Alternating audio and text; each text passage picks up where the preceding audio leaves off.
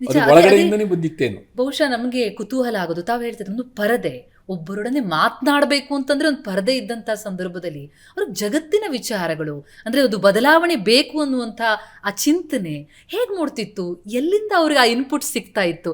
ತಮ್ಮ ಗಮನಕ್ಕೆ ಬಂದಂಗೆ ತಮ್ಮ ಈ ರಿಸರ್ಚ್ನಲ್ಲಿ ಏನೇನು ಕಂಡು ಬಂದಿದೆ, ಯಾರೆಲ್ಲರ ಸಹಾಯ ಅವರಿಗೆ, ಅಥವಾ ಈ ತಾವು ಒಂದೆರಡನ್ನ ಉಲ್ಲೇಖಿಸಿದ್ರಿ ಕೂಡ, ಲೇಡಿ ಮೆಗ್ಗಾನ್ ಅವರ ಬಗ್ಗೆ ಹೇಳಿದ್ರಿ, ಜೊತೆಗೆ ಟಾಗೋರ್ ಅವರ ಸಹೋದರಿಯ ಬಗ್ಗೆ, ಸಹೋದರಿಯ ಮಗಳ ಬಗ್ಗೆ, ಅವರಿಂದ ಏನೇನು ವಿಷಯಗಳನ್ನ ಅವ್ರ ಗ್ರಹಿಕೆಗೆ ಸಿಗ್ತಾ ಇತ್ತು ಅಂತ?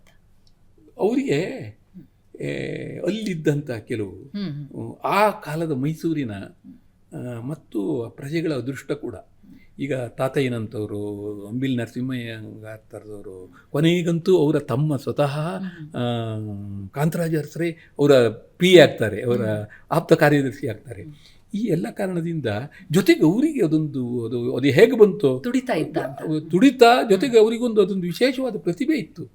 ಯಾವತ್ತಿನಲ್ಲಿ ಯಾರಿಂದ ಏನನ್ನ ಮಾಡಿಸ್ಬೋದು, ಏನನ್ನ ನಿರೀಕ್ಷೆ ಮಾಡ್ಬೋದು ಅನ್ನೋದು ಗೊತ್ತಿತ್ತು ಅವರಿಗೆ. ಅದನ್ನು ಅವರು ಮಾಡ್ತಾ ಹೋದರು. ಅದಕ್ಕೆ ನೀವು ಬಹುಶಃ ಮೈಸೂರು ಅಥವಾ ಆಗಿನ ಮೈಸೂರು ಈಗಿನ ಕರ್ನಾಟಕದ ವರದಾನ ಅಂತ ಅನ್ಸುತ್ತೆ. ವರದಾನ ಖಂಡಿತವಾಗಿಯೋ. ಯಾಕೆ ಅಂತಂದ್ರೆ ಇವತ್ತು ಹೊಸದು ಅಂತ ಏನೆಲ್ಲ ಇದೆಯೋ ಅದೆಲ್ಲವನ್ನು ಅವರು ಅದೆಲ್ಲದಕ್ಕೂ ಬೀಜ ಹಾಕೋದ್ರು.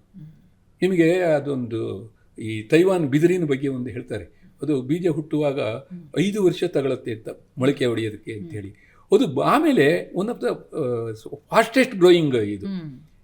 ಇವತ್ತು ನಾವು ಬಹಳ ಅಭಿವೃದ್ಧಿ ಸಾಧಿಸಿವಿ ಅಂದ್ರೆ ಅವರು ಆ ಕಾಲದಲ್ಲಿ ಆ ಬೀಜ ಸಂಸ್ಕಾರ ಮಾಡಿ ಹೋಗಿದ್ದಾರೆ ನೋಡಿ. ಆ ತಾಯಿ ಬೇರು ಒಳಗಡೆ ನಮಗೆಲ್ಲ ಕೊಟ್ಟು ಹೋಗಿದ್ದಾರೆ. ಇವತ್ತು ನಾವು ಬೆಳೆ ತಿಂತಾ ಇದ್ದೀವಿ. ಯಾಕೆ ಅಂತಂದ್ರೆ ನಿಮ್ಗೆ ಆಶ್ಚರ್ಯ ಅನ್ಸ್ಬೋದು, ಎಲ್ಲ ಒಡೆಯರು ಇದನ್ನ ಸೇರಿಸಿ ಹೇಳ್ಬಿಡ್ತೀನಿ ನಾನು.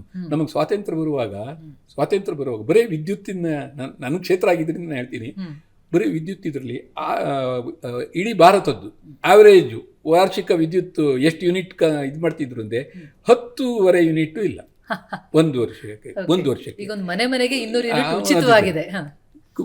ಆಗ ಮೈಸೂರಿಂದ ಎಷ್ಟಿತ್ತು ಗೊತ್ತಾ? 46-47 ಇತ್ತು. ಅಂದರೆ ಇಡೀ ಭಾರತದ ಸರಾಸರಿಗಿಂತ 4 ಪಟ್ಟು ಜಾಸ್ತಿ ಇತ್ತು.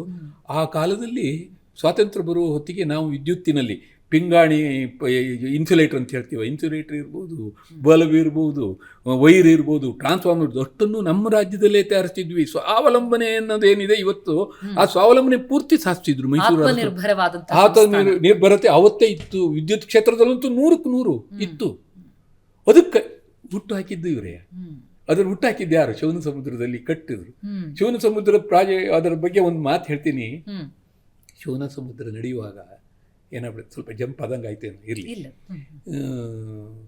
ಶಿವನ ಸಮುದ್ರ ಹುಟ್ಟು ಹಾಕುವಾಗ ನಮಗೆ ವಿದ್ಯುತ್ ಅಂದರೆ ಏನು ಅಂತ ಗೊತ್ತಿಲ್ಲ, ಕರೆಂಟ್ ಅಂದರೆ ಏನು, ವೋಲ್ಟೇಜ್ ಅಂದರೆ ಏನು, ವ್ಯಾಟ್ ಅಂದರೆ ಏನೂ ಗೊತ್ತಿಲ್ಲ. ಇವರು ಓದಿ ಹೇಳೋದು ಯಾರೋ ಶೇಷಾದ್ರಿ ಅವರು ಯಾವುದೋ ಪುಸ್ತಕ ತರಿಸಿ ಓದಿ ರಾಣಿಗೆ ಹೇಳೋದು, ರಾಣಿ ಅದನ್ನು ಅರ್ಥ ಮಾಡ್ಕೊಳ್ಳೋದು. ಹೀಗೆ ಮಾಡಿದ್ರು. ಪ್ರಾಜೆಕ್ಟನ್ನು ಇಂಪ್ಲಿಮೆಂಟ್ ಮಾಡಬೇಕು ಅಂತ ಆದಾಗ ಅದಕ್ಕೆ 18 ತಿಂಗಳು, ಒಂದು ದಿನ ವ್ಯತ್ಯಾಸ ಆಗಲಿಲ್ಲ ಕಣ್ರಿ.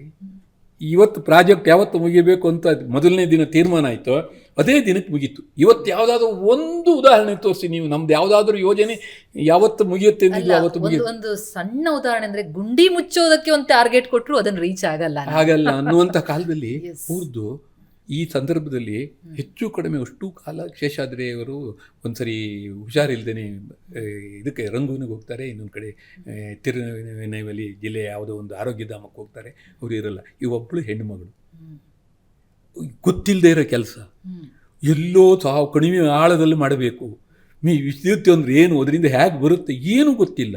ಅದನ್ನು ಮಾಡಿದ್ರು ಅಂತಂದರೆ ನಿಮಗೆ ಇವತ್ತು ನಮಗೆ ಅಲ್ಲಿ ಸುನೀತಾ ವಿಲಿಯಮ್ಸ್ ಹೇಗೆ ಬದುಕಿರ್ಬೋದು ಅಂತ ನಮ್ಗೆ ಆಶ್ಚರ್ಯ ಆಗುತ್ತೆ ನೋಡಿ.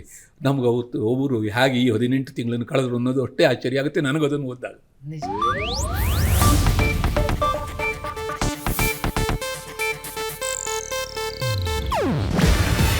ಇದು ಏಷ್ಯಾನೆಟ್ ನ್ಯೂಸ್ ನೆಟ್ವರ್ಕ್ ಪ್ರಸ್ತುತಿ. ನೀವು ನೋಡ್ತಿದ್ದೀರಾ ಏಷ್ಯಾನೆಟ್ ಸುವರ್ಣ ನ್ಯೂಸ್.